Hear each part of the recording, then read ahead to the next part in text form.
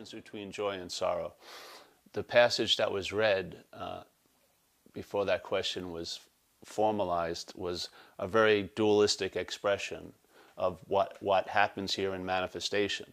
When let's say nothing appears in this place, it appears in a dualistic manner. So joy and sorrow are the two poles of the same energetic little wand that's getting moved around by circumstances and situations.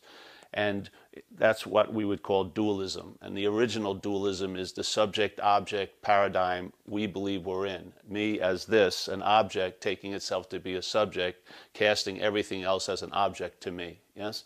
That's the initial subject-objectness. And then from that split, we see everything in that similar fashion. Yes and no, high and low, sorrow, joy, hate and love. So you can't have one without the other. It's like my old Tai Chi teacher, I used to call him up and say, man, I've been really feeling bad for the last few weeks. And he'd say, congratulations. I said, why? He says, well, if you've been feeling really bad for a few weeks, you're going to feel great soon.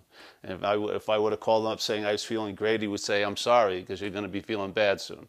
This is the inescapable movement. Like when you're the bobbing little action figure in this ocean of dualism, yes, there's a high and a low tide. It goes up and goes down. You're always bobbing on that. But there's a position of neutrality, which is the sense of being the ocean, which is deep and serene, yes?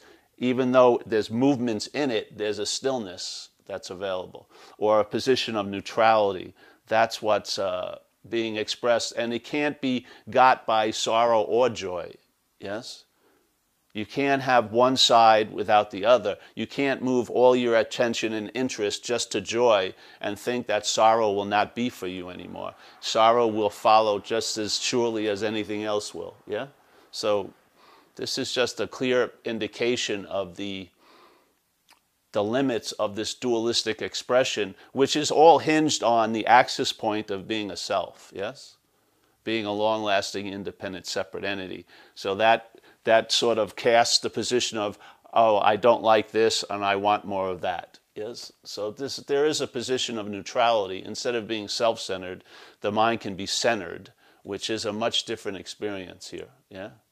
You travel lighter through the terrains of your life, through the sorrows and joys. Yeah? And then your condition isn't based on circumstances and situations. Your prior conditions overrides those circumstances and situations.